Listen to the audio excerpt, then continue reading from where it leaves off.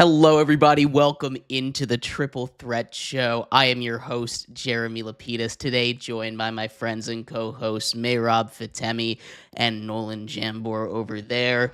We have a lot to get into. The MLB Trade Deadline is less than a week away. Next Thursday, the deadline, and we've seen our first major move. Josh Naylor, formerly of the Arizona Diamondbacks, now goes up the West Coast to Seattle, joining the Mariners, and a much-needed move as they get a little bit of offense into that lineup, powered by Cal Raleigh and Randy Arozarena. We'll talk about that. We'll preview some other moves that could be upcoming from the MLB Trade Deadline, as well as getting to our Friday MLB Power Rankings top 10 from all three of us here on the Triple Threat Show. But before we get into that, how are you guys all doing on this beautiful Friday here?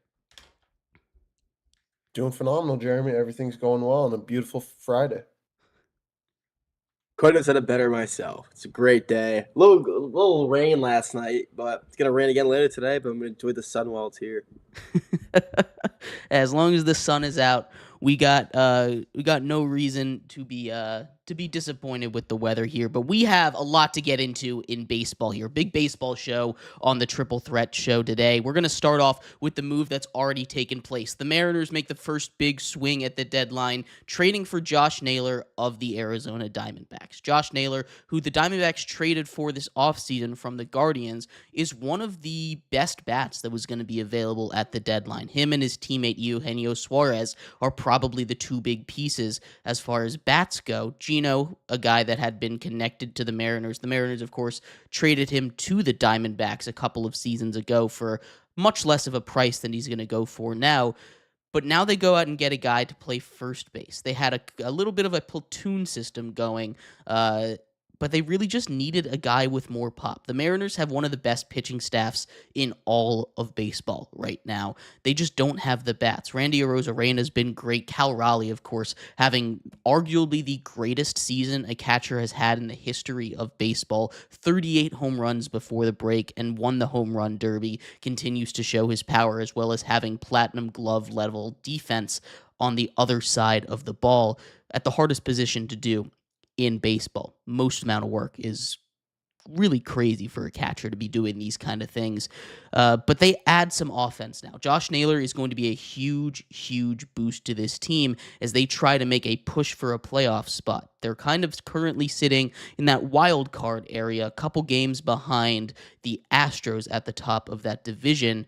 I'll start with you, Mehrob, on this one. What are your thoughts on this trade for the M's? What do you think this means for the Diamondbacks? Yeah, starting with the Mariners, I think this is a great move for the Mariners, a team that's already kind of trying to scratch the surface of to get into the division crown, AL West, trying to go after that division crown. Nipping at the Astros' heels. They're 7-3 in their last 10 games, and with this move, they are only just continuing to solidify themselves as a legit contender in the AL. Obviously, you mentioned Josh Naylor, first baseman. He's doing phenomenal himself. He's averaging almost 300 hitting, hit 11 home runs, 59 RBIs. That's pretty much all you really need from a guy like that.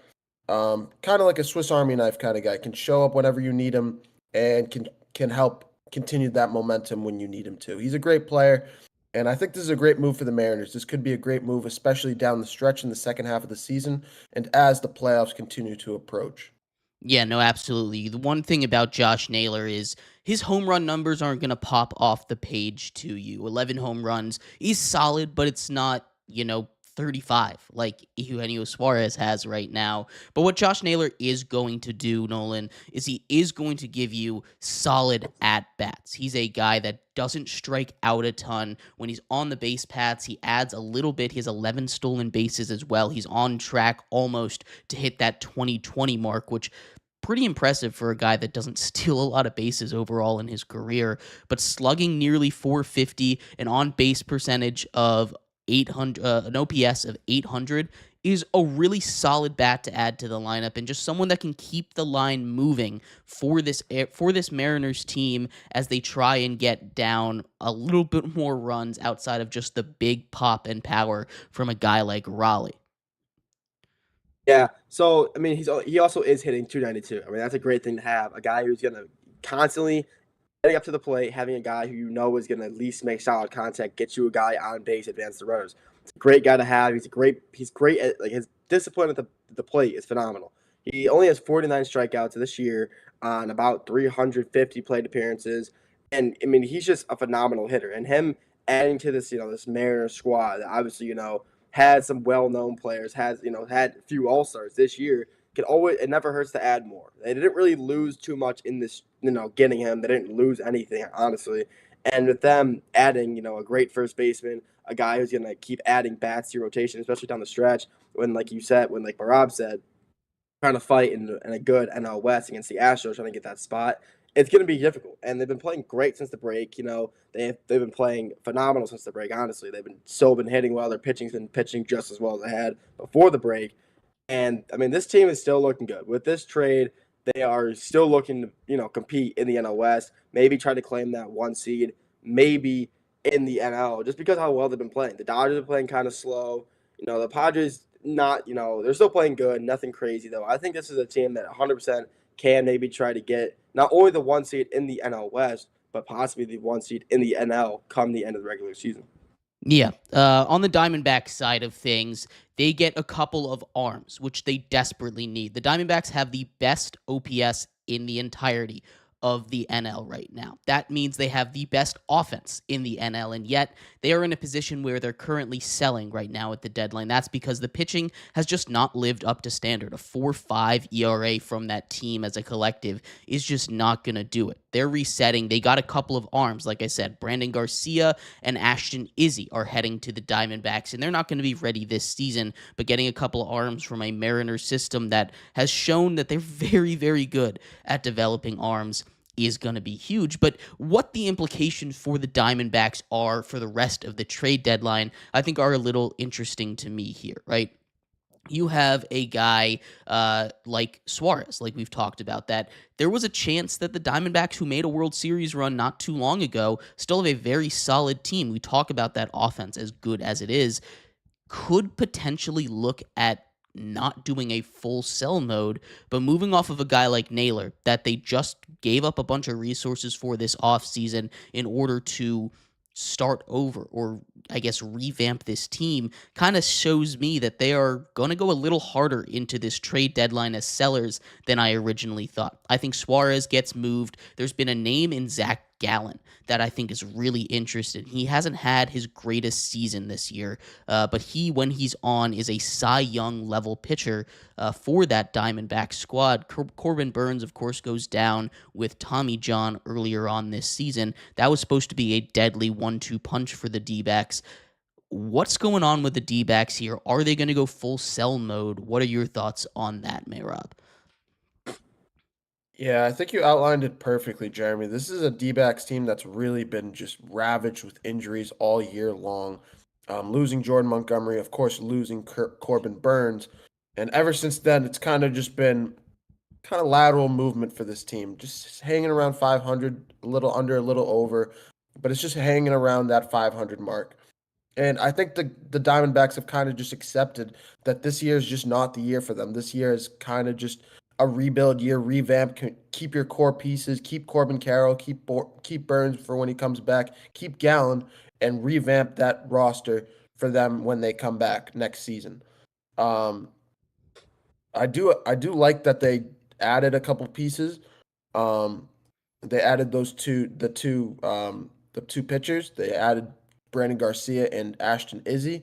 But at the end of the day, this is just a revamp kind of mode, keep a type of trade, and it's just there's not much else to really say about it. It's just especially playing in a tough division in the NL West, there's just not much to compete for if you're the Diamondbacks, and they're just kind of throwing away the season or they're putting it in park for the year. Yeah, already 10 games back at this point in the season behind the Dodgers, arguably the best team in baseball, the Padres, who are always very dangerous, and the Giants, who have already made some big moves, is going to be a little bit tough for them to come back, especially after making this move. I think just the big question is how far do they go on this deadline? And I don't think they're going to sell everybody. We still have that young core that made a run to the World Series. Corbin Carroll is back and playing good baseball, so I don't think they're going to go full sellers mode, but it is really interesting that they've started with a move like Josh Naylor. I like this move a lot for the Mariners. As we move forward, the big question, and I think this week in baseball, I talked to you, Mehrob, a little bit about it earlier on, is the most important stretch of a season, especially for those teams that are kind of in that wild card hunt. You look at the Diamondbacks, who have lost 3 straight games leading up to this trade.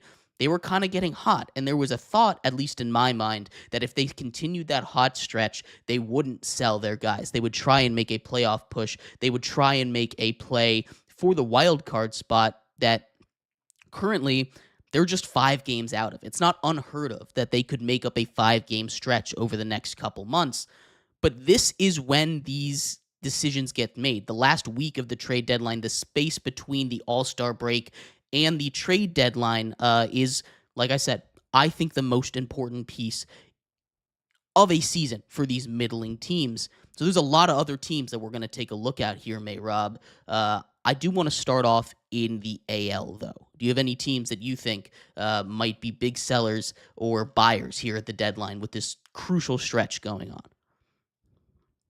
Yeah, I mean, there's one team that I'm kind of afraid of could be sellers over here, and that's my Boston Red Sox. I just think they're in a tough stretch right now, and they could end up selling a couple of their guys just due to possibly losing a few games. I'm a little hesitant on saying if it's going to be Duran or not. I feel like if a Duran move was to happen, it was either going to happen a while ago or it's going to happen today. I've honestly been scouring everywhere across Twitter to see if any news about Duran has been coming up. I haven't really seen too much outside of some rumors, but nothing legitimate here regarding those Red Sox. Outside of that, I could see the Tigers. Tigers a team that could be buyers at the trade deadline. They've been struggling as of late.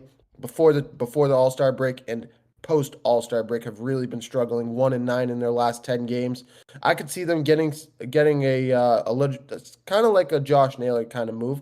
A legitimate hitter, a Swiss Army knife, somebody that you can get in there that can kind of switch the momentum for you whenever you need, and that can also continue to cement that depth that you have over there.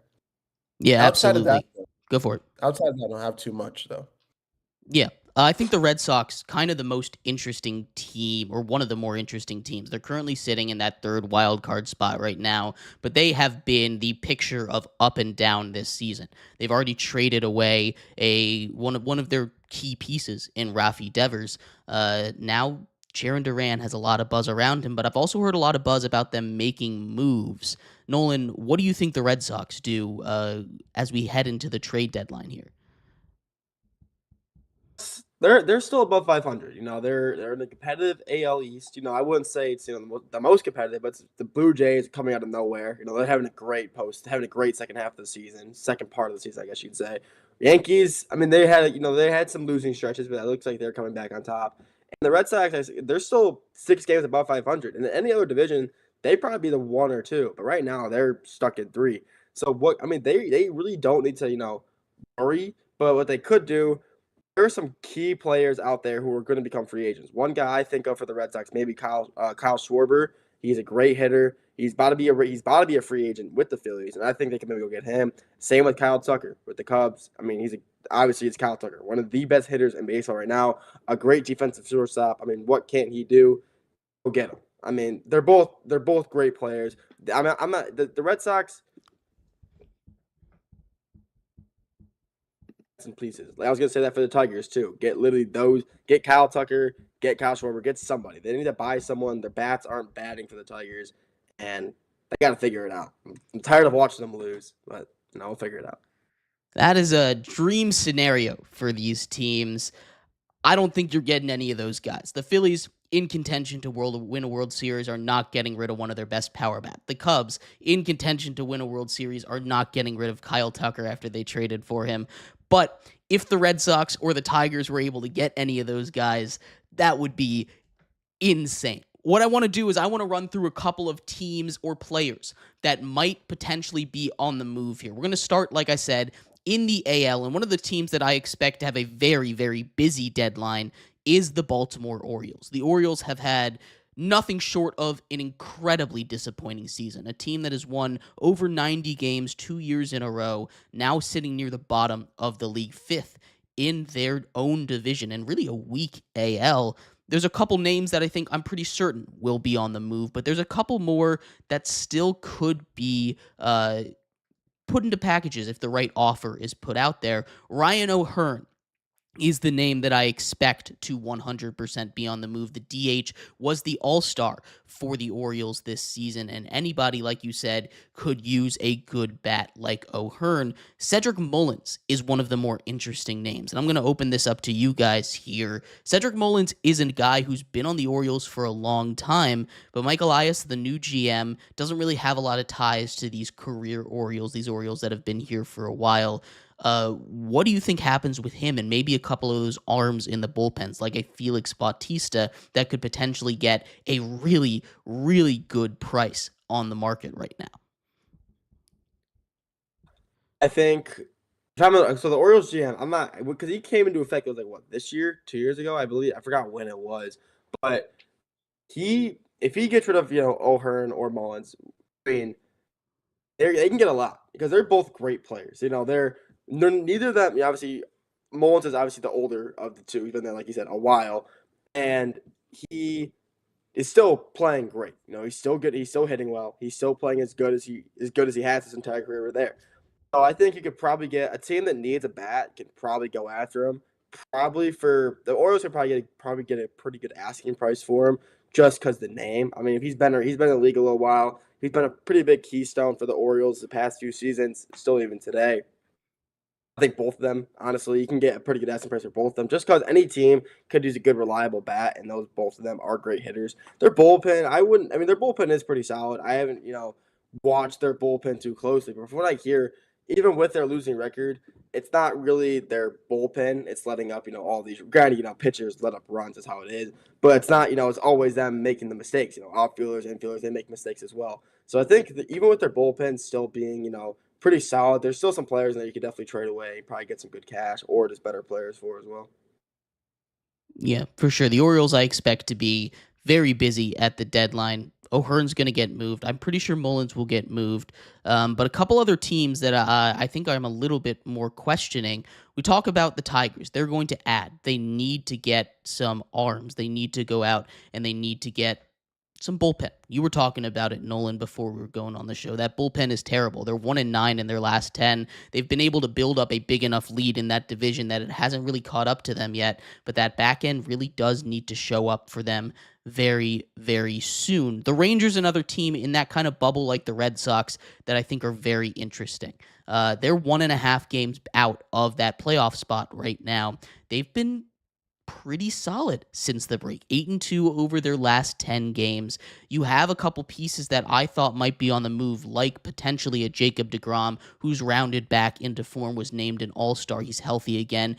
Adolis Garcia, who was huge when they won the World Series a couple years ago, has kind of struggled recently. Marcus Semien has not been great, but they're turning it around. They've won now 3 straight games. Like I said, 8 of their last 10 games have been in the win column for them. Mehrob, what do you make of this Texas Rangers team? They're playing hot baseball at the right time.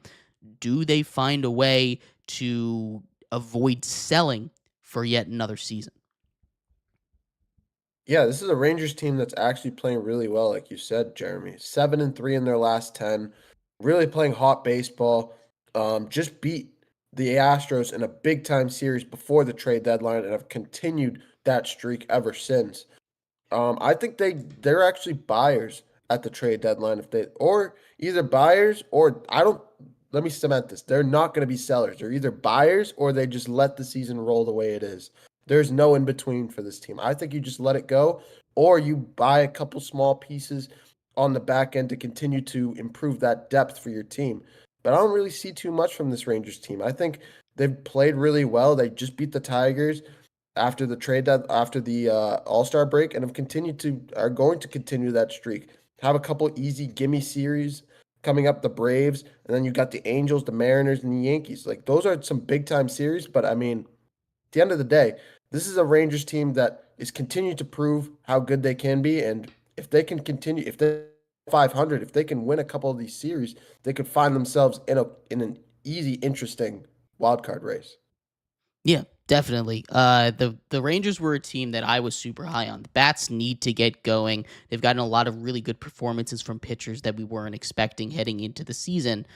But this is a lot. There's a lot to like about what's going on over there. A couple other teams that's going to be sellers, but a couple names that have been less enticing than we thought they were going to be at the beginning of the season. We knew the Marlins were going to be bad. We knew the White Sox were going to be bad. We knew this heading into the season. I don't think that caught anybody by surprise. But Sandy Alcantara and Luis Robert Jr., two guys who haven't really been in too many trade rumors. Now, Robert has been hot out of the break. So have the White Sox, really, but that's not going to stop them from selling. Nolan, do you see either of these guys getting traded? And what kind of team do you think would take a risk on Alcantara, who's having his worst season by far, and Robert, who strikes out way too much, but when he's on, he's one of the best hitters in the game? I really don't see either of these guys honestly getting traded. I think both these teams are going to stick with them. Pitching, bad pitchers just happen. Sometimes people just get in slumps. People sometimes have bad seasons. And maybe that's just one of the reasons, maybe he's just pitching bad. He's just having a bad season. Same with hitting. If you're in something like you said, when he's on, he's on. When he's not, he's not. Every team in the league has a player like that. Every team in the MLB has a guy who's just like that. I could name for the Tigers, that's a guy I'm going to say is Riley Green. When he's on, he's on. When he's not, he's going 0 for 4 on the regular. But when he's on, he's going 3 for 4, hitting like 2 home runs a game. I mean, I think every team has a guy like that. For a guy like the White Sox, honestly, who I was thinking who might honestly get traded, I was thinking he's one of their best players for the Sox, Adrian Hauser. He's one of their pitchers, and he's been having a great season. I was thinking maybe if anyone gets traded, the White Sox could get a pretty good package for a guy like him. He's probably one of their best players on the defensive side of the ball. I could see them because he's pretty young too. He's 32. Sorry, a little older. Sorry. But, he's a 1.89 ERA and 10 starts. I could see them trading him for probably some solid players, probably get maybe a little package out of him. But I could see him getting traded more than anybody else in the Sox. Yeah, no, the White Sox, I think, they've got to sell, right? I don't know a lot of teams that are going to take a risk on a guy like Robert Jr., especially giving up too much, simply because, he just hasn't been good since he won his MVP in 2020. We do have breaking news. Thank you, Hayden, in the YouTube chat for bringing this up. Gregory Soto, first move from the Orioles. We were talking about them being very, very busy, traded to the New York Mets. The New York Mets, we haven't seen the return yet here, but their pitching's kind of fallen off a cliff since the beginning of the season when it was legitimately the best in baseball. Getting a guy like Soto in the back end who hasn't had his best season with the Orioles, but still has been really good over just about 40 innings of work with the Orioles this season.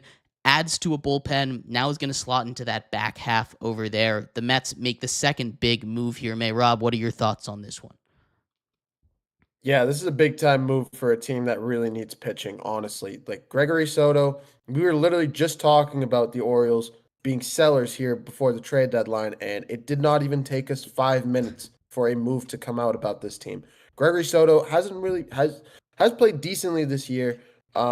Just hit his 30-year mark, 30 years old. He's played decently this year. 0-2 in terms of his record, just under 4 ERA, 44 strikeouts. He's played well. And for a reliever, to come off the bench, come in from that bullpen and help out the team in those mid-game innings, I think it could be really well. It could work really well for this Mets team, a team that kind of can go really hot and cold with the bats, but that pitching definitely needed help, and I think this is a big move here for the Mets. Yeah. The Mets add some back end bullpen help to help out Edwin Diaz over there. I like this move a lot. The Orioles in return get Wellington Arsenia and Cameron Foster, a couple of arms at the minor league level here. A solid move. I think both teams will be happy with this return, really. The Mets, they needed to make that win now move because I mean, the way that their offense is going and the way that they're playing baseball right now in a tough NL battle for that NL East, really, they're going to need to make some moves to outpace the Phillies just a little bit. But outside of that, a couple other teams that I find pretty interesting, or positions as a whole, the Yankees are going to make a move. This is the time for the Yankees to make a move, and the big noise around them has been in the third base market. Now, the big name that's popped up here has been Gino Suarez of the Diamondbacks, like we were talking about earlier on in the show. But early on, before Suarez really started popping off, there were some rumors around Nolan Arenado. It seemingly has switched to Suarez, but I think Arenado is going to be a little bit cheaper. I don't know which one the Yankees are going to go for, but I do expect at least one of those two guys to be a New York Yankee by the end of next week. What are your guys' thoughts on the Yankees' plan heading into the deadline, as they've really struggled lately? Lots of defensive issues. Yeah, this is You a know. team that's had all you know and all you. Oh, thanks, man. Um, yeah, their defense has not just been where it needed to be. Their hitting is still great. They're still hitting great. I wouldn't be too worried about that.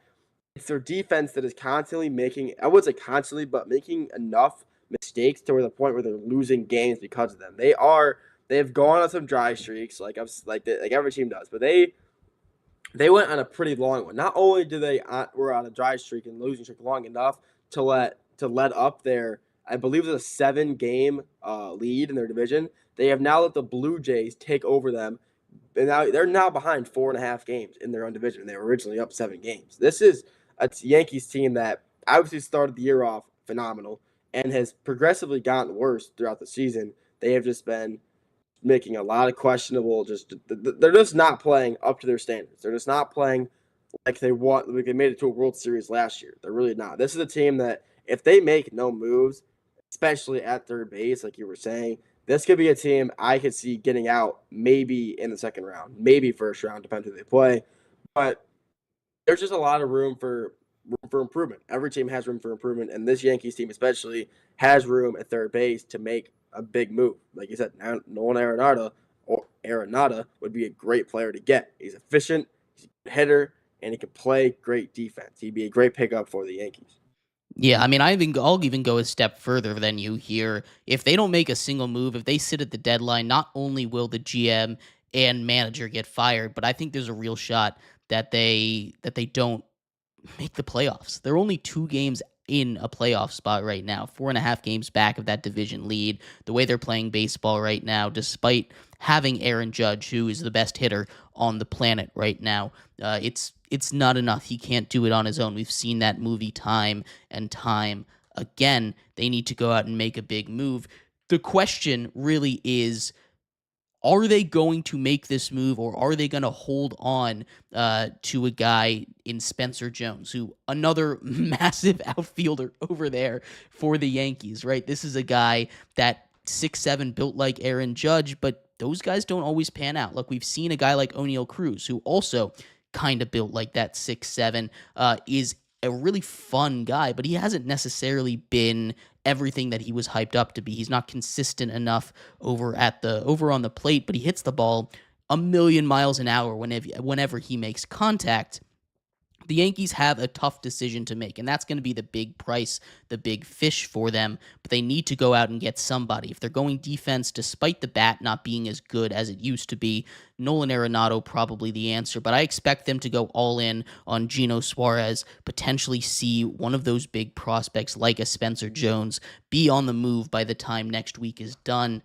But this is a move that I feel like has to be made, rather than a lot of these moves that feel like, oh, they should be made more than anything else, Mehrob. Yeah, this is a team in the New York Yankees that are desperate for anything on the defensive end of the ball. The problem with this team is you have problems on the defensive end, but you also have problems offensively. You're not getting enough hits. You're not getting enough runs. You can hope and pray that Aaron Judge can be your saving grace, but he can't pull out every single game, and he can't pull out every single game to make the playoffs, especially in the second half of the season coming up. They have some big time series coming up, especially in the next month.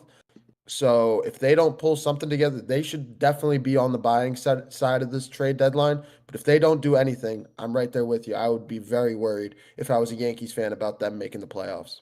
Go around the room with you guys here before we move on to our MLB Power Rankings after a quick break. What's the most intriguing player and team that you guys are looking at to either be moved or you're questioning at the deadline? I'll start with you, Nolan. Most interesting team at the deadline. It's a lot of teams, need a lot of help. You know what? I'm gonna throw a team in here that honestly is kind of underperformed as well. They're currently sitting at exactly 500. I'm gonna say the Cleveland Guardians. I think they're a team that has played, very down to their standard. This is a team that is a decently deep run in the playoffs last year. And this is the team that honestly has not made any changes since last year, and honestly aren't just playing good. I think this is a team that needs to buy someone. Jose Ramirez cannot save your team. He can obviously he's a great player, but he's not going to be he's not your saving grace. He's not your Aaron Judge. He's not going to be able to carry your team to the playoffs like he did the best he could last year. This is a team that needs to go get players and who needs to get at least one player who can solidify himself just like Ramirez as a big time player for the Guardians. Yeah, I think the Guardians are absolutely a fascinating team. There's been lots of rumors around this team, but not really as far as buying, as far as selling goes. Emmanuel Clase, one of the best closers in all of baseball, potentially on the move. There's been lots of rumors around that and what you could get from that.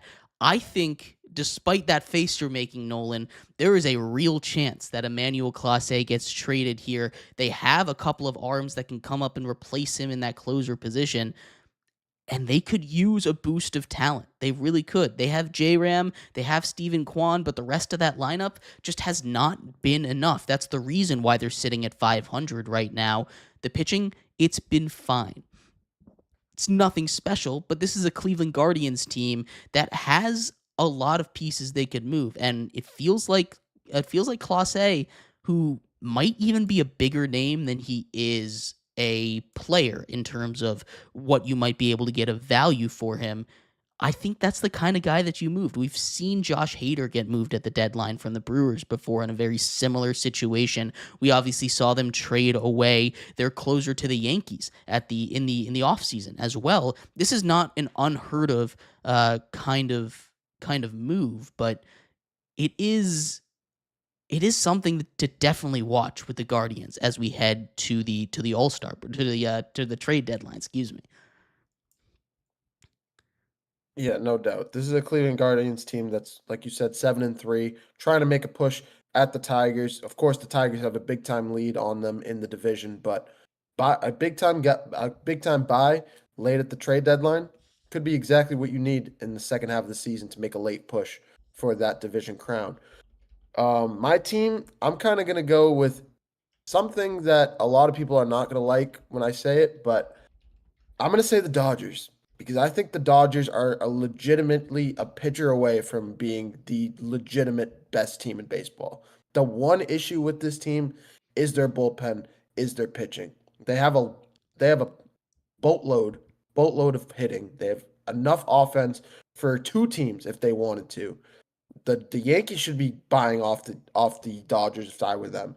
But the Dodgers really need to get some pitching going. They do not need a guy like Kike Hernandez coming up to the plate, pitching 2 innings at the end of a game. It just cannot happen, and you're not going to win games like that, especially late in the season, especially as you're trying to play in a competitive division and in a competitive conference, especially when the playoffs roll around.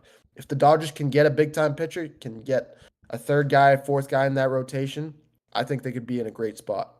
Yeah, no, the Dodgers also a team probably going to be buying there. When you have a team like the Dodgers that are willing to spend literally every single dollar that they can pull out of thin air, basically, it seems like they're going to go out and get someone. Now, I don't know how active they're going to be. I expect them to make a move, but I don't know if they're going to be these major player that they have been in years past in the deadline. They have a lot of arms that are just injured more than not having the arms. They have almost 3 full rotations on the injured list right now when it comes to pitchers, which is why you're seeing guys like Kike Hernandez go out and pitch, which, by the way, he's been solid. He hasn't been bad as far as a position player goes. But there are a lot of issues to be fixed. The team that I look at as one of the more interesting ones for what they're going to do is the San Francisco Giants. Now, they made that big swing already, right? They went out and they got Rafi Devers. They're sitting 1 game out of a playoff spot right now. Do we see them make another move, potentially add another bat, as they've been injured recently? They're getting some of their guys back. That's a team that I'm looking at to potentially be the surprise one that's been in a lot of talks. You talk about free agents. The Giants always seem to be in that conversation for these big free agents. They haven't necessarily landed them, but now that they're this close to a playoff spot, they've already made a big move without really giving up too much for Rafi Devers. Do they make another big swing and go out and get someone else to help out the offense, or maybe add some pitching over there?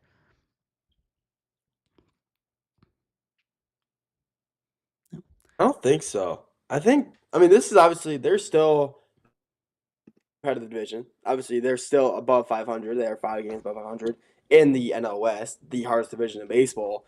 But this is honestly, I really don't think they need a lot. Obviously, getting a one solid hitter to your squad would definitely help a lot.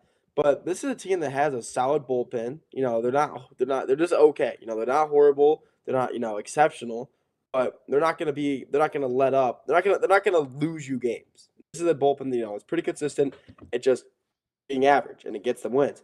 I think probably if they get, one more bat, if they manage to go get a guy somehow, like Kyle Tucker, just somehow, I mean, that'd be great for them. That could definitely help their chances of becoming, taking over the Padres' second spot in the West. That could be helpful for them. But if they don't manage to get that, that's fine. I think the Giants are still in a good spot where they are. And if they manage to get one more guy, it's just going to help them even more. Yeah. Well, we've got questions in the chat about power rankings, and we'll answer all of those in a second. We're going to take a quick break, though. When we come back, MLB Power Rankings and much more here on the Triple Threat Show.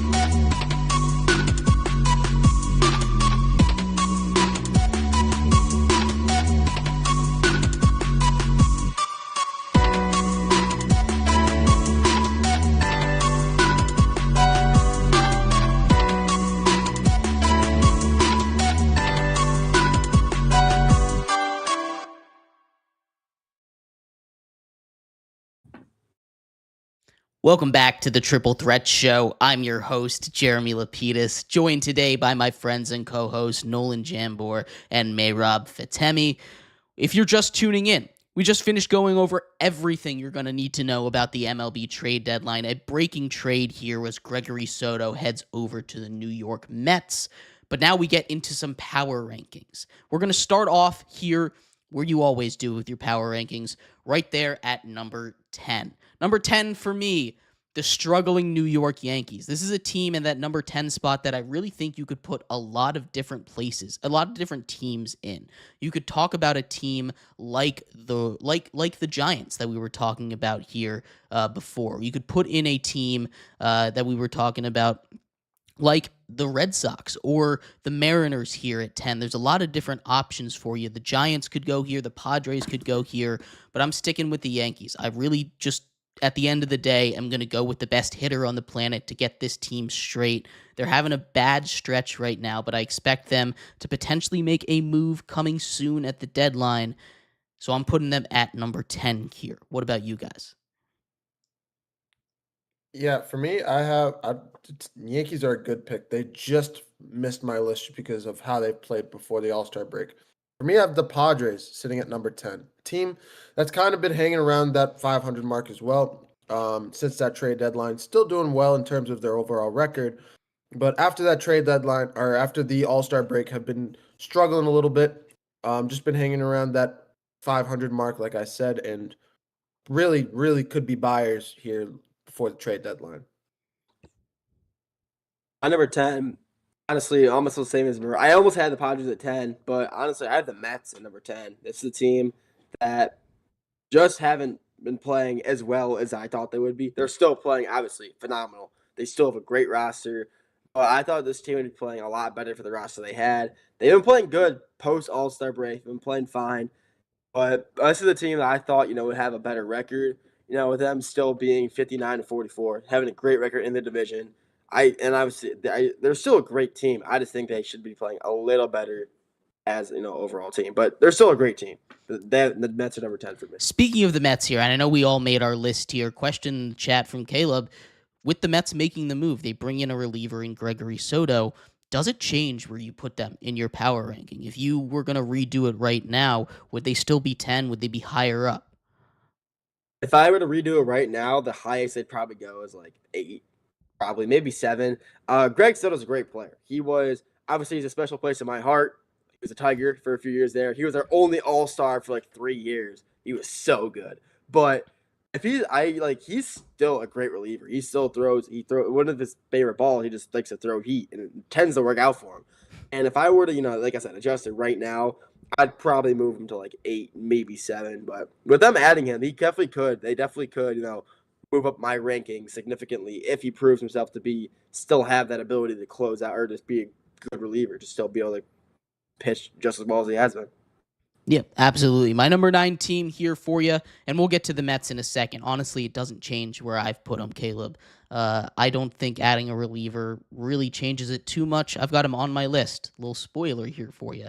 But the difference between where they are and the teams ahead or behind them isn't really enough where I think Greg Soto really makes that big a difference. My number 9 team, up here because of the move they made last night, bringing in Josh Naylor. I've put the Seattle Mariners here at number 9. We talked a lot about them early on in the show, so I'm going to keep it brief. But bringing in another bat to help move that lineup along, just get hits, balls in plays, move runners, get more people on base for Cal Raleigh is going to be huge for them as long as he can continue his power surge that he's had in the first half of the season. Yeah, Jeremy, that is a great pick because I also have the Seattle Mariners sitting at number 9. That Josh Naylor move last night was a big-time move for them, and I like that they're going to continue to get some depth in the back half of their lineup and continue to get some runs up on the board. I don't have them at 8, actually. I have the Padres at number 9. I think the Padres have been exceptional this year. They have been playing, honestly, just as well as they did last year, maybe a little better. Even though they're the 9 team, they could be interchangeable with any team in this list. They started off the season so strong. They took a little bit of a dip at the kind of like the midseason, and they've picked it back up. Still playing phenomenal. A few games above 500. and still second in the division, only behind the Dodgers. This Padres team is elite. They have great pitching. Their hitting is great. I mean, they just beat the Cardinals last night. I mean, it was a pretty good game to watch as well from what I was watching. I don't know. The Padres, I just like them a lot. I'm also kind of, I'm kind of rooting for them. I like them. They're good. They're my team. They're kind of like my team, not in my division. I just kind of like to watch. But the Padres are playing great. I think they're a team that can make some serious noise postseason, and they're my 9 team. Definitely could be higher, though. Yep, absolutely. Getting into number 8 and 7, they're kind of interchangeable here for me. Here's where I have the Mets. The Mets I have at number 8, the Phillies I have at number 7. The two teams separated by just half a game at the top of the NL East. I think this deadline is going to be huge. That NL East is one of the most competitive divisions in all of baseball right now. Just like I said, a half game that separates these two teams that are near the top of the league, 59 and 58 wins respectively. I think this is the kind of battle that is going to help them when it comes to playoff time and really help push these guys, keep that competition going in a really, really long season. I've got the Mets just slightly behind them. I really like what the Phillies have. The starting pitching, I trust a lot more at the end of the day. Zach Wheeler over there, and the Mets, whose starting pitching has been good, no doubt about it, has really taken a step back, and I think it's starting to regress down to the mean. Injuries, of course, play a part in that, but 8-7 for me, Mets and Phillies. Yeah, for me, I actually have the Phillies sitting at number 8. For the same exact reasons. I just think the Mets have their ceiling a little bit higher. That's why I have them trickled up a little bit on my list. So I got the Phillies at 8, followed by the Astros in a big time AL West. I know it's probably I was about to say the weakest of the 3 divisions, but I forgot the AL Central is also there.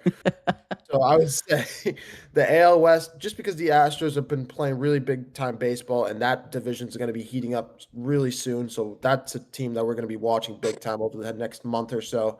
And then I have the Mets sitting at 6. I'll throw them in there. I'll throw my number 6 pick just because it's the Mets, and I just think the Mets are the number 1 team in that NL East. That NL East is going to be a big time division to watch coming up soon, and I think Gregory Soto is going to be a big time pickup for them.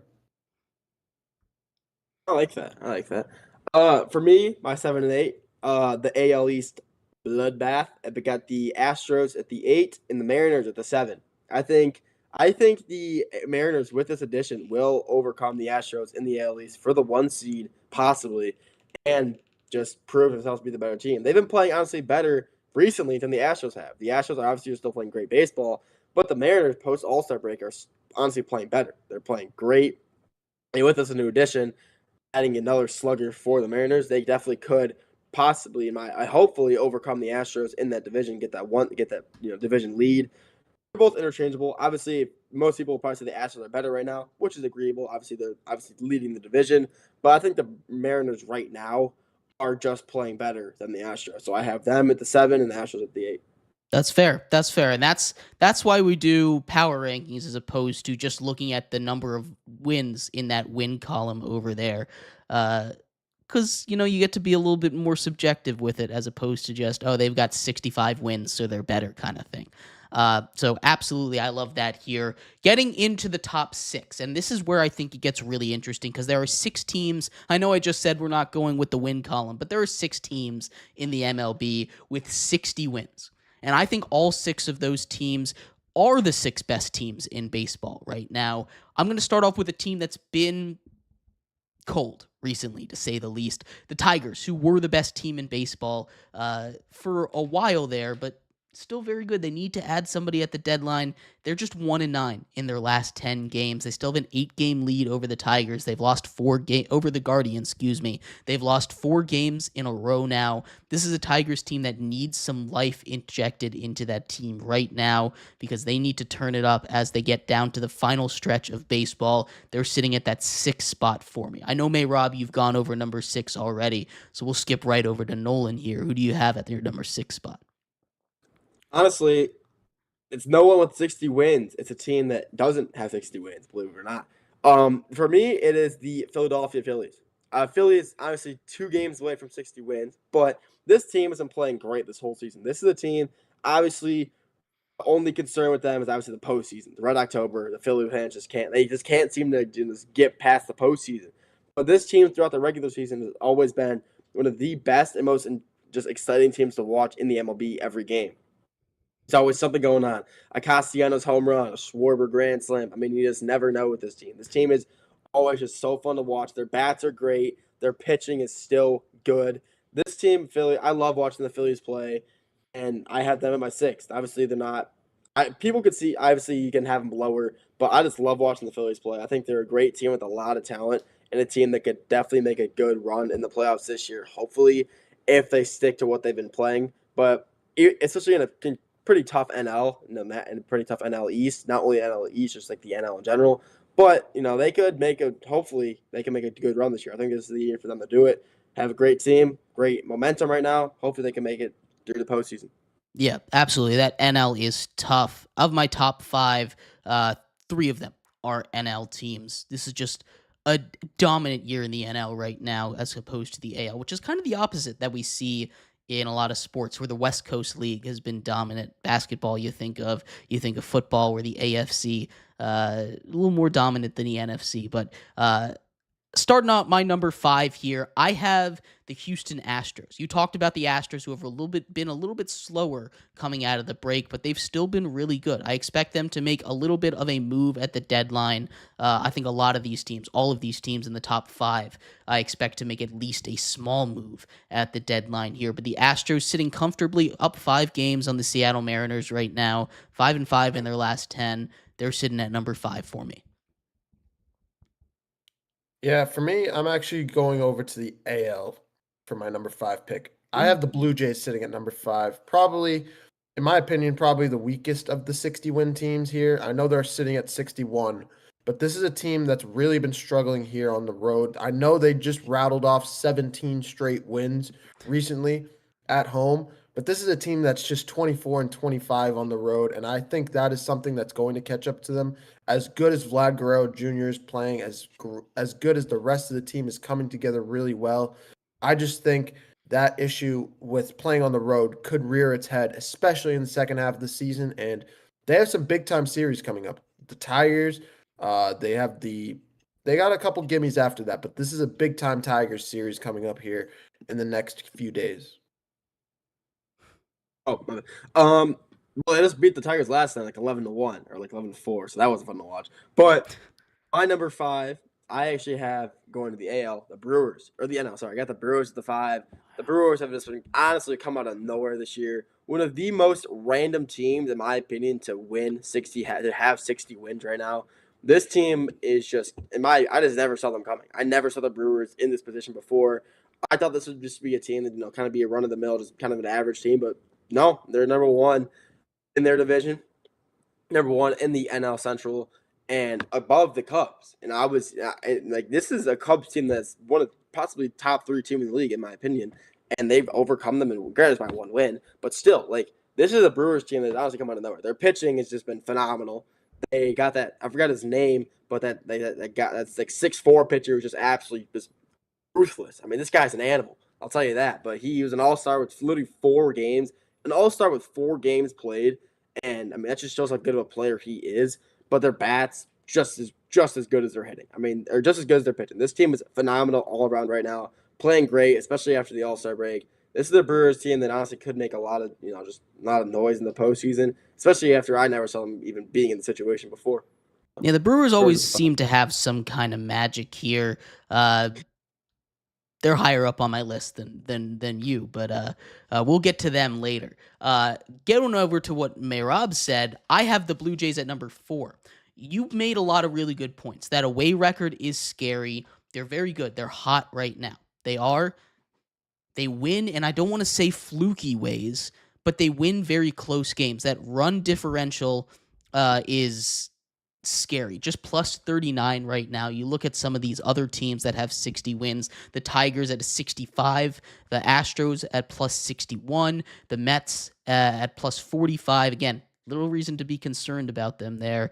Phillies at plus 63, Brewers at plus 96, right? These are teams that have a lot of big wins. Well, the Blue Jays, while they're in the positive, are kind of sitting now a little more towards the teams that you might expect to be around that 10-ish mark, like the Padres, like the Giants, like the Yankees that we had down there.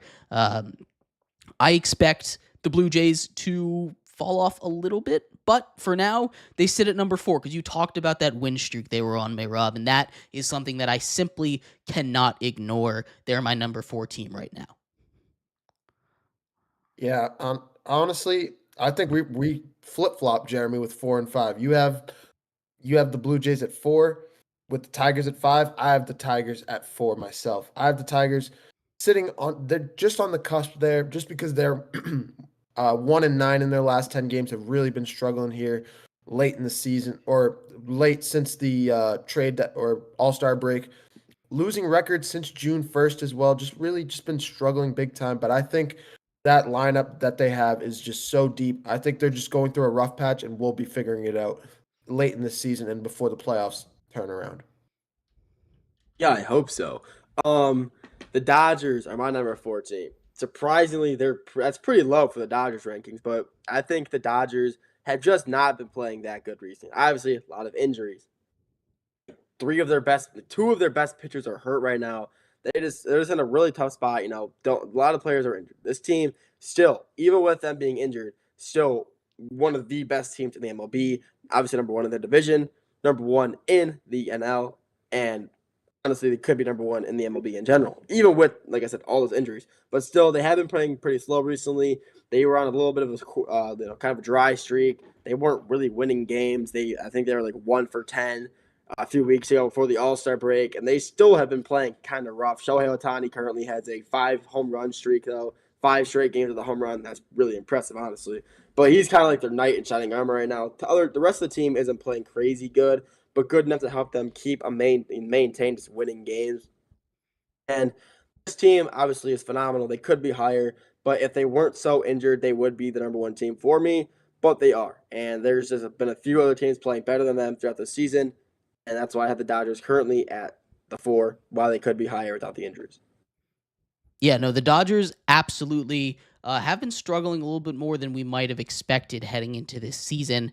My number 3 team, though, the Chicago Cubs. And as good as this Cubs team has been, and as fun as this Cubs team has been, I've got a bad feeling about them, and I don't. There's not really a lot of numbers that I can point to say that this is a Cubs team I'm scared of. 117 positive in that run differential, right? 60 wins on the season already. You talk about PCA, who's in that MVP race. You talk about guys like Kyle Tucker, who's having an amazing year, and this Cubs team is great, but there's just something off about this team for me. I feel like if they add some guy at the deadline, I think they're a team that could make a big swing. I've seen them connected to Geno Suarez a little bit, and that could be really, really interesting if they were able to go out and get a guy like that. But the Cubs, for me, at number 3, they're one of those teams that just is a fringe kind of a team in contention for me, at least.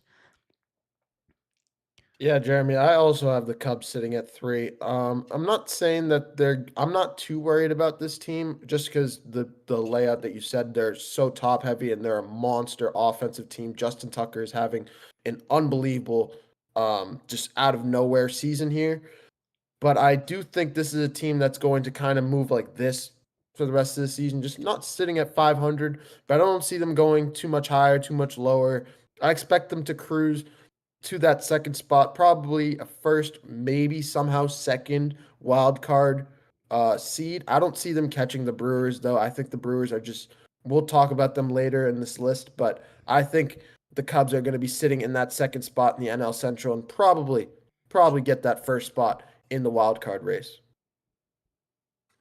I do not have the Cubs at the 3 seed like both of you guys. I actually have the Blue Jays, even though, like you guys have been saying, losing on the road, that's a big problem. But look at on the bright side, their home record, they are 37-17. They have 20 more wins at home than losses. That is, you cannot deny the fact that they are a great home baseball team. This team has honestly been playing, like I said, they have been playing a little slow since the break, but they're still winning enough games to keep that 5-game lead, or 4.5 lead, sorry, over the Yankees. Honestly, even being able to overpass the Yankees, surpass them in their division when they had a 7.5-game lead, and the Jays being able to come up and take a lead by 4.5 games, that's impressive in its own.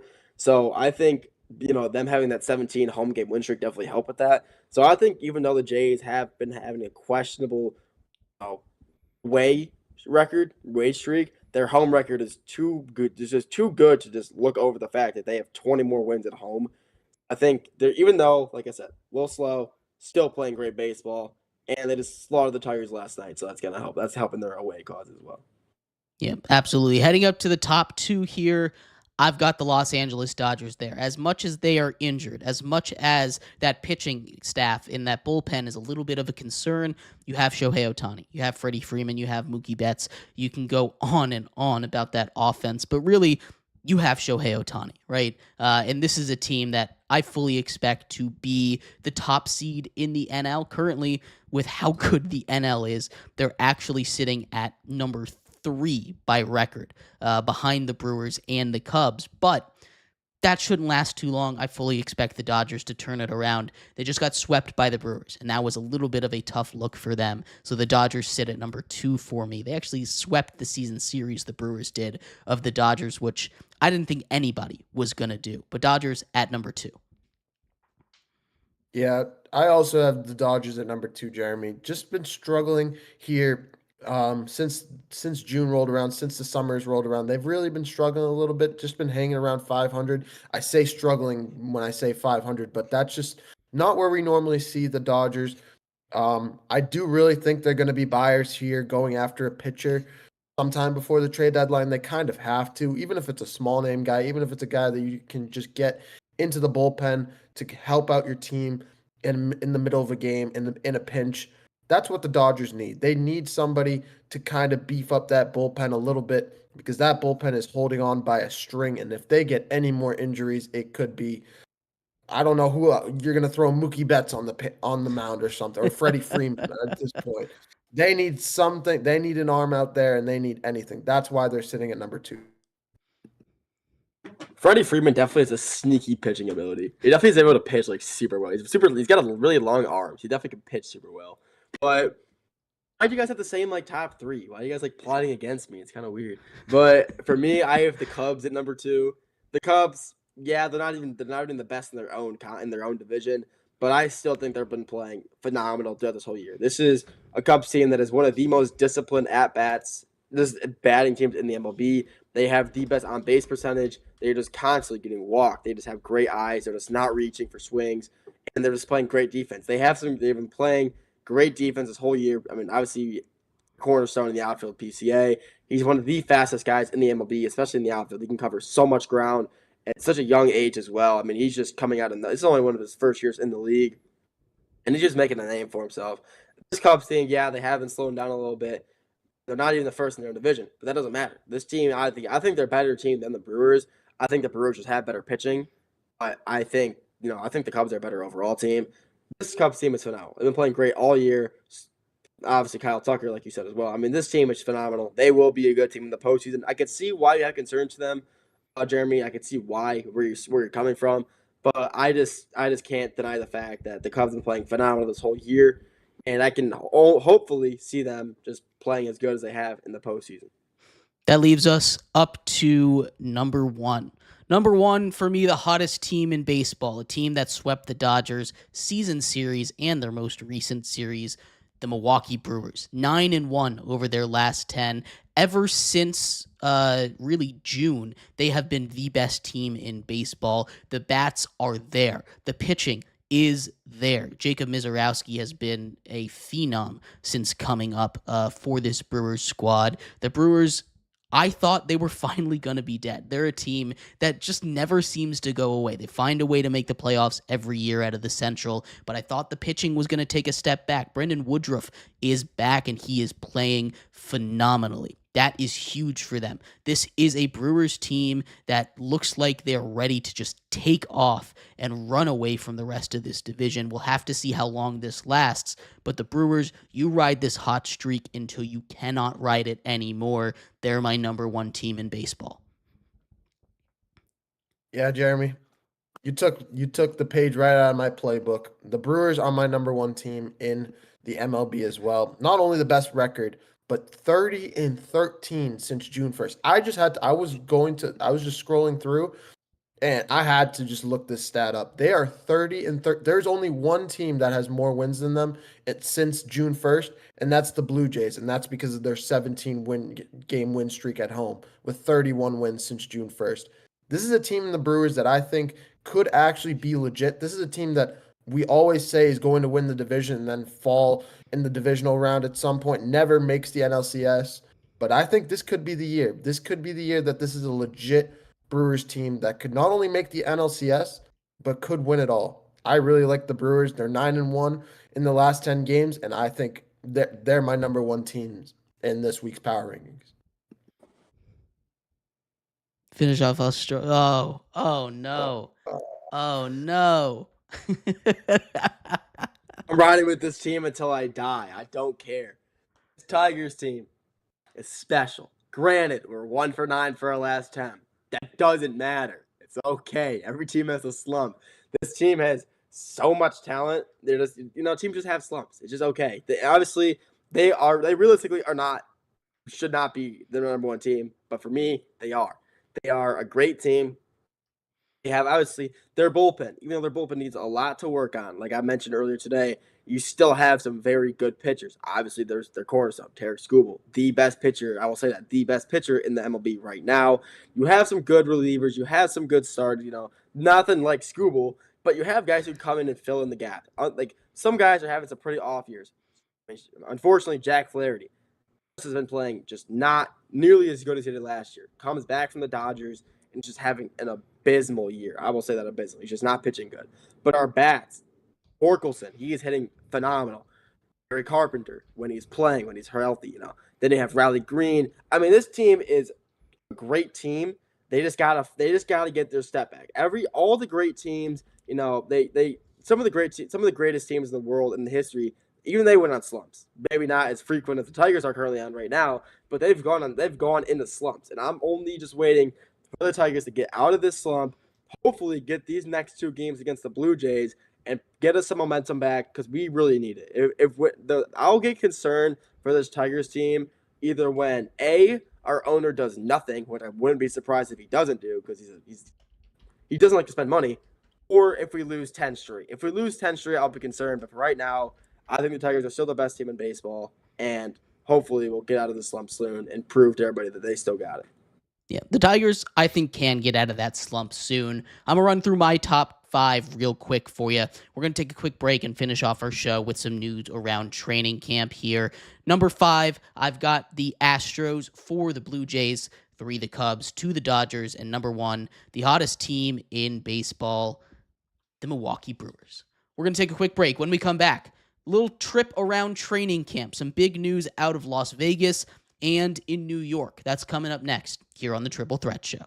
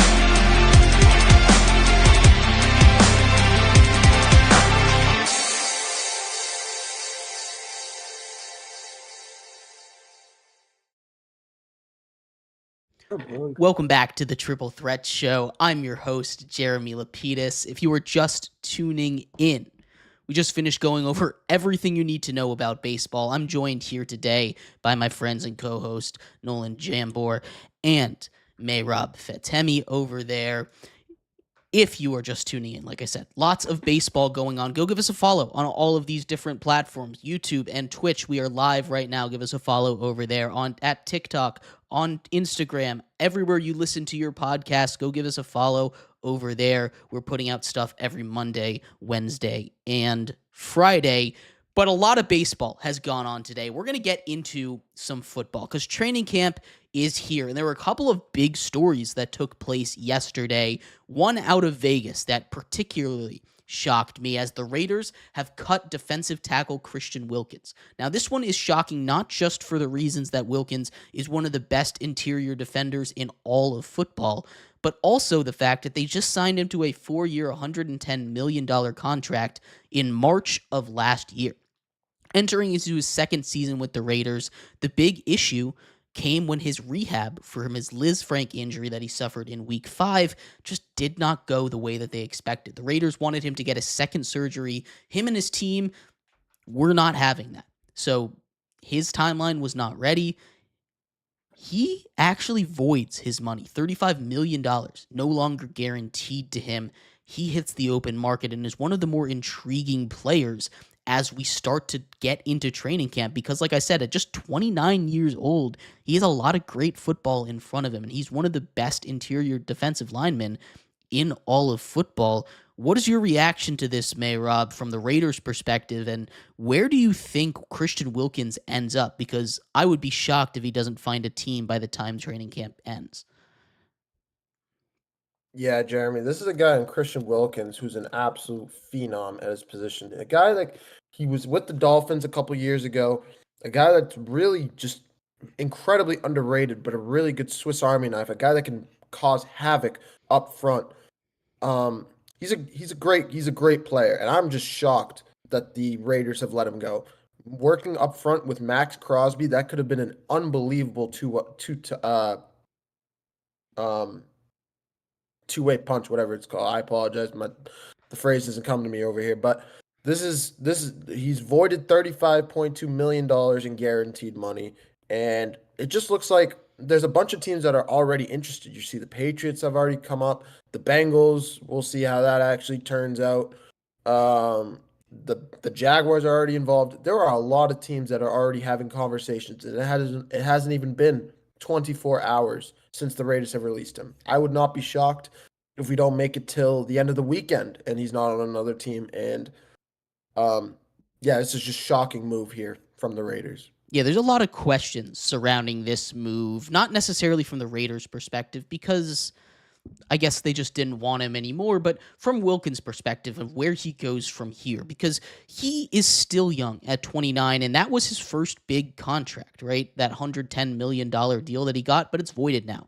$85 million of that guarantee, poof, gone. So he's not necessarily going to be like a Von Miller or like a Joey Bosa that went somewhere to ring chase and just go to a great situation. Nolan, do you think he goes to a contender like the Bengals to help shore it up if the Bengals decide to actually address that defensive line in any way, shape, or form? Like the Eagles. Someone on TikTok, when I posted this video last night, brought up the Eagles, and I thought that was a really good spot for him.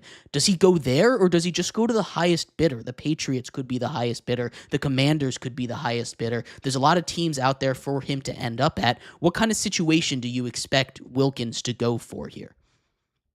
Well, if I'm him, I'm for sure not wanting to go to Cincinnati after what just happened right there. I would not want to go to Cincinnati after what just happened. I mean, that story's unbelievable. But I think he really could fit well in Cincinnati. Obviously, their defense, and honestly, their defense line and offensive line are just not nearly as good as any other team in the NFL.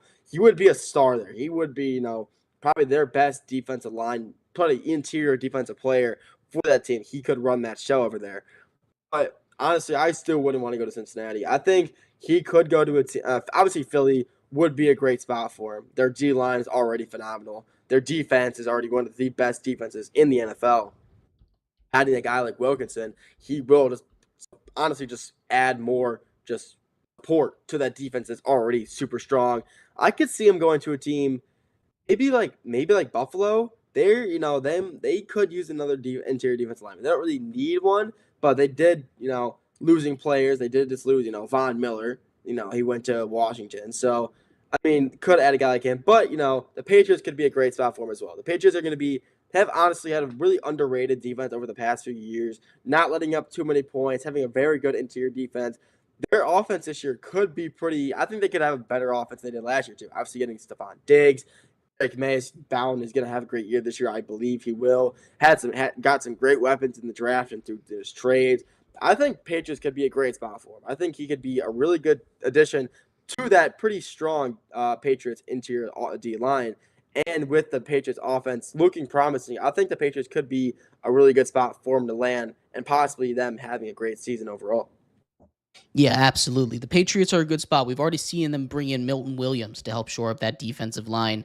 If they're able to get a couple of those pieces back from injury last season, this is already going to be a very, very good spot for him to be. But I expect him, honestly, to go sign with a contender. That's where I think he goes. Uh, that's I just think it makes more sense for him. I think the Eagles probably are that spot for him. Go ahead. Yeah. Yeah, Jeremy. Two things. It looks like I just looked it up really quick. It looks like the Raiders moved off of him just because of his rehab of his foot, the foot injury that Wilkins had. He just wasn't taking care of it right. A friend of his posting a video of him dancing at 7 in the morning, just not taking care of that foot the way he was supposed to. That's seems to be the reason why that's being put out there. And as for the Patriots, this is actually a guy in Christian Wilkins that Mike Vrabel, the current head coach of the Patriots, recruited to high school in Connecticut. These are two guys that have had a long French history, and it looks like the Patriots could actually be the top destination for Wilkins right now. Patriots could be a good spot. Caleb in the chat says Texans, Falcons, and Chargers. And if he's ring chasing, Commanders, Eagles, and Bills. A lot of big places for Christian Wilkins to end up. You bring up that rehab issue with him. Yes, that is the reason why they cut him. He's not going to be ready for the beginning of the season. He's on the PUP list right now, but I expect him to be ready by the time playoffs roll around. So that's another thing that's going to be a part of this process for him. Maybe he signs a 1-year deal here and then gets the open market afterwards. We'll have to see. Lots of ways for him to go. But the other big news coming out of training camp here surrounding Justin Fields. Justin Fields had an injury scare yesterday. He was carted off the field after suffering a toe injury. It seemed a lot worse when he was carted off. Thankfully, he avoids any major time. A injury to his right toe. But that's something that could really affect him. Toe injuries can be nagging, especially for a quarterback like Justin Fields that uses his legs so much. We see it in wide receivers where toe injuries can hold them out weeks at a time, where it can really affect how explosive and elusive they are. Quarterbacks, you still have to push off of that foot. You still have to use that toe. So it's something to monitor for sure, as Justin Fields kind of feels like he's on his last leg as a starter in the NFL with the Jets right now. Big story, not a big story, Nolan. What does Justin Fields and that injury mean for you? I think honestly that is kind of a big story. He is going into New York. He is, he is basically the quarterback one. If the Jets lost him, what would they do? I'm not really sure who their backup to him is. I really think that could have been big if they would have lost Justin Fields, who honestly still has a lot to prove. And proves, he is still a great quarterback. He just never had the opportunity to prove that he had it, because obviously in Chicago, and Pittsburgh, he kept switching rotations with Russell Wilson. He never really got his opportunity to shine. And now with him being basically the quarterback one, he really has. This is great. This is a great time for him. And if he was to get hurt and not be able to play a few weeks at a time, that could have honestly ended his career. If he would have lost his quarterback one spot there, I think no other team would take a chance on him, and he has a great spot here. He has some great weapons on offense that he's going to be able to use, plus adding his mobility to a decent O-line that he's got in New York with the Jets. I mean, this could have been bad, but luckily he's fine. I think he'll be able to recover this from this relatively easily. be back in no time, hopefully. Rob, I'll throw the same question to you. Is this a big deal for the Jets, or is this just a nothing thing? Yeah, Jeremy, I'm right there with you. I think toe injuries can be sometimes really naggy. It looks like it's just a dislocated toe, so it shouldn't be too big of a deal. But he is listed day to day, and I mean he's jumping around on one foot over here in practice. There's video of him about 4 hours ago now. So I mean, it seems like he's recovering pretty well. It looks like his toe is doing pretty well, but of course, just something to keep an eye on. Yeah, absolutely. And as training camp goes on, there will be more news. We'll cover a lot of stuff, I'm sure, that'll happen over the weekend as more contract disputes continue to go. But outside of that, some big fights announced in the UFC. Mehrob here for you. Talk us through a couple of the ones that just came out for October. Yeah, Jeremy, there's some big time fights coming up here in October. First and foremost, Dana White coming out here on Tuesday, a couple days ago, and just laying up some heavy news on everybody. Magomed Ankalaev and Alex Pereira to headline UFC 320. That's the rematch when Alex Pereira lost his light heavyweight title a couple months ago. He's been at it. He's been really quiet recently. A lot of people saying that he's been ducking Ankalaev, and this news finally coming out. It's going to be good to see to see Poatan back in the ring. The co-main to that fight going to be Mehrob Dvalishvili going up against Corey Sandhagen. This is going to be a really interesting fight as well. A lot of people say Merab's just going to ragdoll him. I really don't think so. Corey Sandhagen's much better than people think. He's got a puncher's chance. He's a much better striker than Mehrob is. So I'm going to see. It's going to be really interesting to see how that fight plays out there. And then for 321, at the end of October, we see the new light heavyweight the new heavyweight champion, the guy who retired John Jones without even fighting him. Tom Aspinall defends his heavyweight title for the first time, his undisputed heavyweight title against Cyril Gane. And Cyril Gane, of course, is a guy who you say who's been in big time situations and just folded under the pressure. It's going to be another opportunity for him to change that narrative, and it's going to be a big time opportunity for Aspinall as well to continue that win streak and to staple himself as the best in the heavyweight division.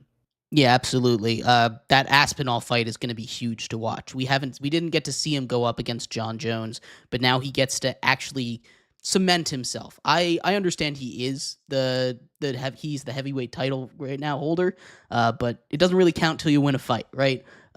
So that's something to watch there coming up in the end of October for them. Should be a really good one. Real quick, before we end the show, some more breaking news out of baseball is the New York Yankees have made their first move of the deadline, trading for a third baseman, Ryan McMahon of the Colorado Rockies on the move. Not the third baseman I expected them to get. Still a big get for them, no doubt about it. I expect them to make another move because they didn't have to give up any of those huge pieces for Ryan McMahon. He's a solid bat over there for him. I don't know how much he's really going to help shore up on that defensive side of things, but they help shore up that third base position, which desperately needed some help after they cut DJ LeMahieu and moved Jazz Chisholm over to second base. It's not the swing I expected them to. You still have a couple of really big third basemen out there on the market in Nolan Arenado and Eugenio Suarez. But trade deadline is just getting active, kicked off last night. Expect a busy weekend in baseball. Do you guys have any thoughts on that before we end our show? The Yankees might not suck at defense now, maybe. They fixed one of their holes, and this is a big time move for them. So hopefully they can fix that side of the game, and they're gonna definitely need to make some more moves going into the weekend for sure. Yep, absolutely. But thank you everybody so much for tuning in to today's episode of the Triple Threat Show. We have been your hosts, Jeremy Lapidus, Mehrob Fatemi, and Nolan Jambor. Make sure to check us out on all of the platforms. On Twitch at 3 Threat Show, Instagram at 3 Threat Show, on TikTok at _Triple Threat Show, YouTube at Triple Threat Show, and anywhere you get your podcast. We'll be back on Monday. Go check us out then. But until then, have a good one. Bye-bye.